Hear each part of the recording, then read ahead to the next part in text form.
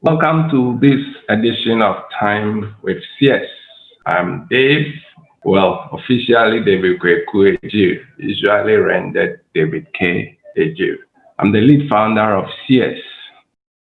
As earlier publicized, today we are discussing why 82% of workers dislike their work, no matter how much they are paid, and how to protect your people and or yourself from this canker. In the previous episode of Time with Seers, we highlighted some of the common but terrible problems people secretly face in life. This was to give examples to the effect that most people are not truly fulfilled in life. And the issue of this fact that 82% of workers dislike their work one way or the other was cited as one of the many examples. Admittedly, there was not enough time to deal with the specifics of why people end up not liking their work and how to specifically protect oneself from that canker. This presentation, beyond looking at the consequences of choosing the wrong profession, focuses on how to help our people. And like I said previously, anytime I say your people or our people, you have to place that in context of your circumstances. If you're a parent, we are looking at your children. If you're a teacher, we are looking at your students or pupils. If you are a business owner, we are looking at your staff. Even if you are a manager, we are looking at your team, and so on and so forth. So how to help our people to choose an appropriate profession and build a successful career based on their strengths. Of course, those of us looking at improving our lives as individuals will personally benefit directly. First of all, let us get to appreciate the difference between a profession and a career. Now, a profession is defined as a vocation requiring some specific knowledge, as the knowledge of some department of learning or a department of science. Example, teaching. So we have a teaching profession. And within the teaching profession, the occupation is teacher and so on. Or we have medicine or the medical profession. And there the occupation is doctor and so on. So being professional implies that a standardized set of practices are followed in orderly sequence from the first step to the last in order to arrive at the best advice or best results under the particular circumstances. Let's look at the career. It's defined as a job for which you are trained and in which it is possible to advance during your working life, so that you get greater responsibility and earn more money. The point is, the financial demands on you will increase, likely at a fast pace as the years go by. And you must, of a necessity, meet your personal needs, such as those of housing, feeding, school, education, and so on. In essence, you must make progress in your work life with the objective of earning more money as the years go by. So what's the main difference between a job and a career? Now, a job is also referred to as occupation. It's the work you do for a living at any particular time in the short to medium term. However, career comprises all the various jobs you may have to do throughout your working life. So career is more long-term, while occupation or a job is short to medium term. In the absence of proper career guidance, a lot of people are left to yield to the following common, often mediocre influences to career choices. The first one we want to look at is the veto of parents. Now, parents trusting their profession on their words. I'm a doctor, so you have to be a doctor. Or otherwise, directing their words as to what to choose, often based solely on financial prospects. And I know questions will come in that direction. Sometimes because they, the parents, or he or she wanted to pursue that profession but didn't have the opportunity. So you, the child, should pursue it. Then we also have institutional veto. For example, you choose one course and you are given another course due to, say, lack of the required grades or lack of adequate space to take everybody who qualifies. We also have the greater appeal. Some look at the lifestyle of people in society, and based on their affluence, they decide to choose similar or same profession. So you are in church, you see someone drive a nice car to church all the time. You admire the person, how the person dresses, and all that. So you find out, oh, what's the profession of this man or this woman? They tell you, oh, this woman, she's a banker. Oh, then a decision is made. I'll be a banker, or my child will be a banker, and so on. So that's a greater appeal. Then we have those who honestly don't care. Anything goes. So that's a laissez-faire approach. But this should not be so.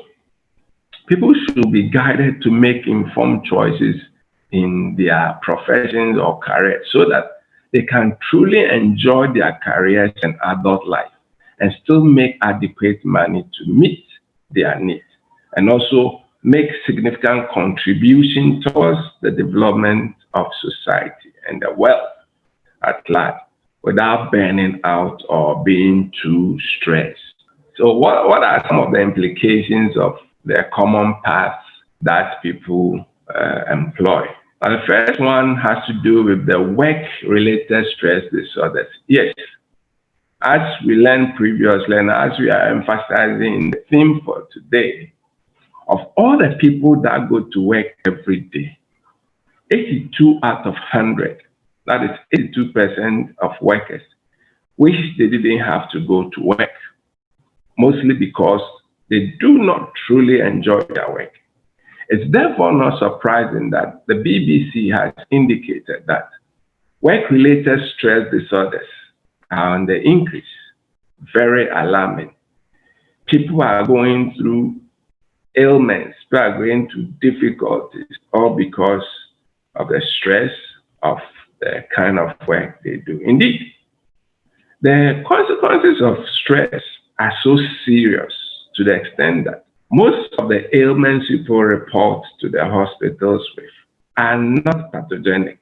That is, they are not the effects of disease-causing organisms, but rather they are the consequences of stress. It's that serious. One major cause of this unfortunate state of affairs is that career guidance is not given much attention in the outbreak. Now, the other issue has to do with abysmal productivity levels. Global statistics show that 80 out of 100 businesses fail within their first 5 years. Of those that survive, 80% still fail within the subsequent 4 years. Out of those that remain after the 9 years, only 15 out of 100 make a significant profit. The remaining 85% just hang in there. That means that if 100 businesses start today, in 9 years, only 4 of them will be surviving.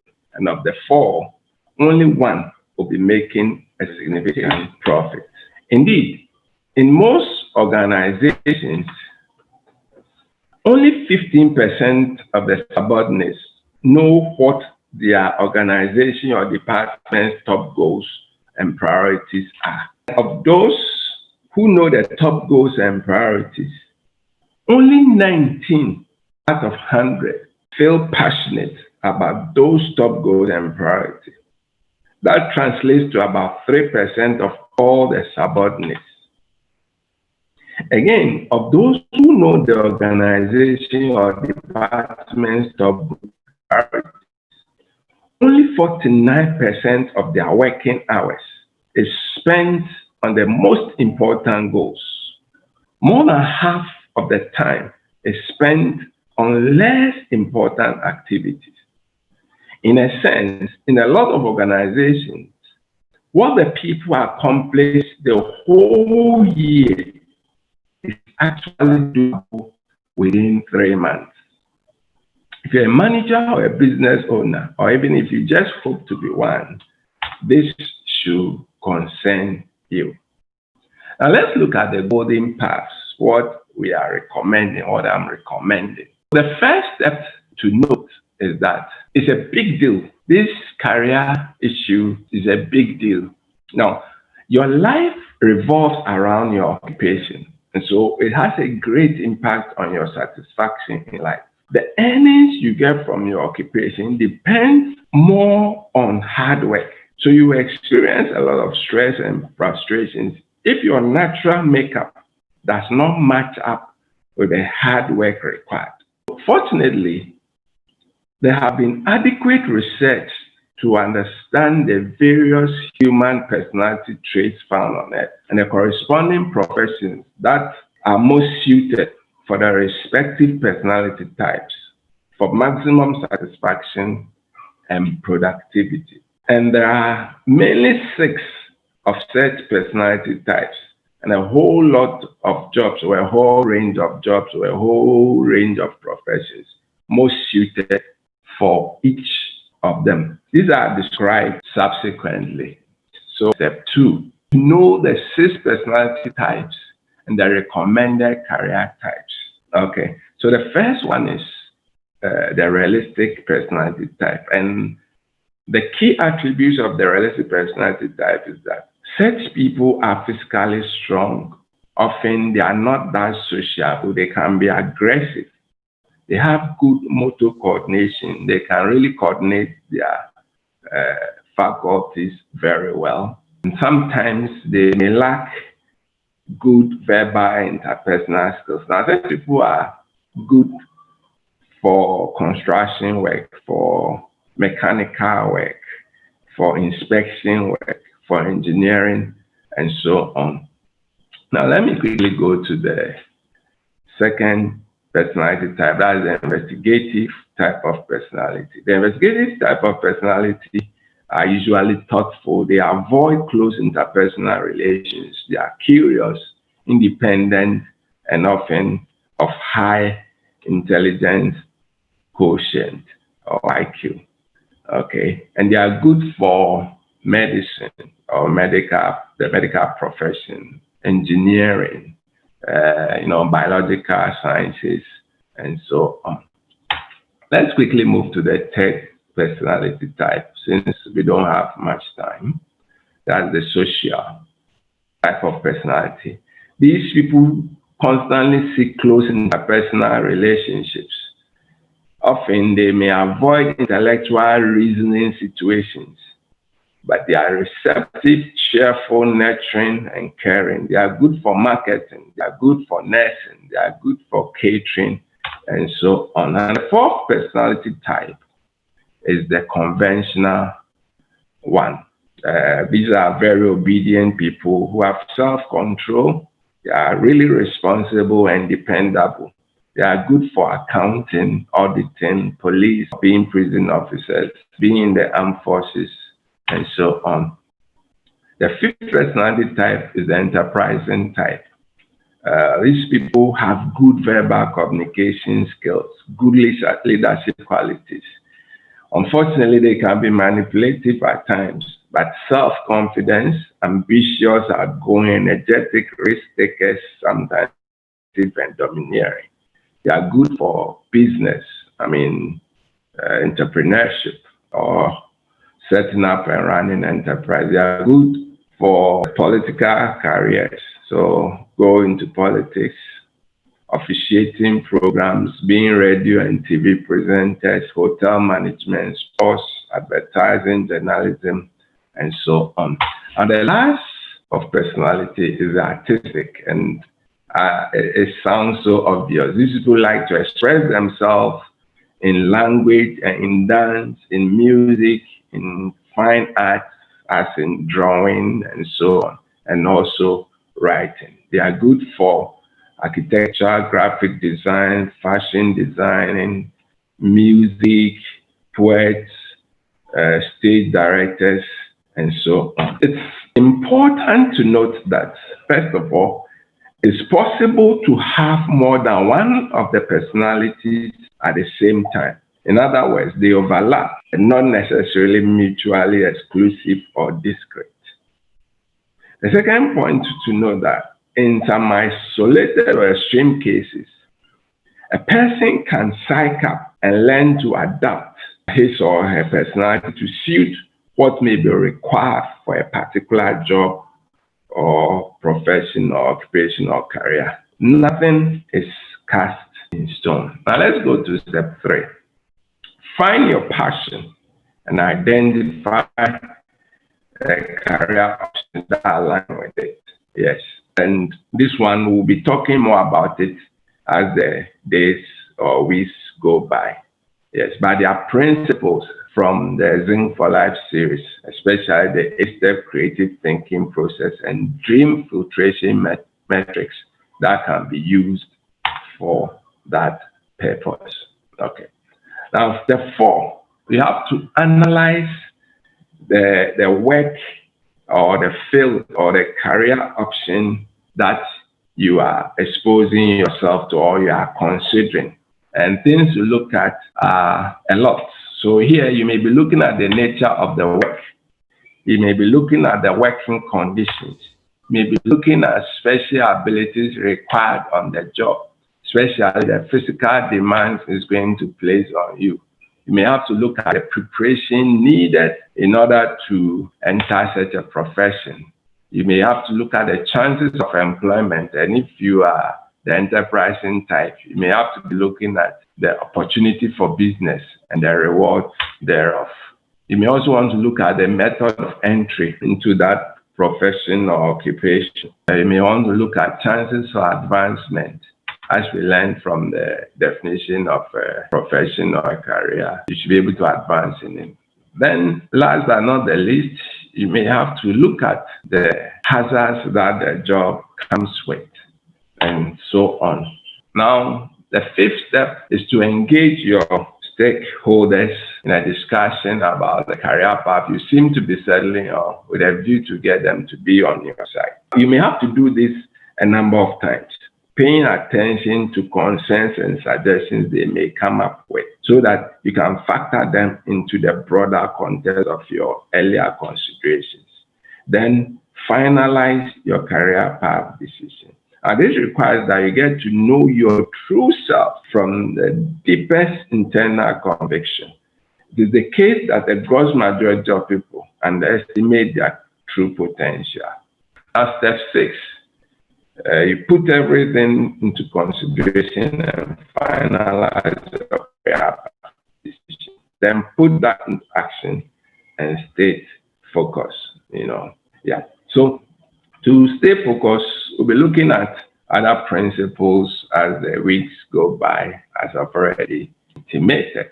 To round up so that we can go into question time, I want to just quickly chip in that the other Sunday at church, I was invited to guide the children during a career day. It was such an exciting time. Now, and among the questions they asked, there was this particular one that came from a very unassuming young girl of about 9 years of age. She asked, "What do you do when you find yourself in an occupation that you don't like or occupation that you don't enjoy, but then it pays a lot of money?" Perhaps this should be the first discussion question for us this evening. In any case, the key lesson I picked was that we've been underestimating the children and probably neglecting to guide them early enough, if at all. I'll say that let's do the difficult things while it is easy. Let's help the children to avoid the waiting stress in finding themselves in occupations that do not match their personalities. Let's take them through proper career guidance as soon as possible. The previous presentation is available online. This is the main presentation, not the whole meeting. So just go to seersapp.com/CS. You'll find time with CS visibly on that page. Just click on it where it says see details. For each of the themes we will be discussing, on that page we'll describe the essence or significance of the theme.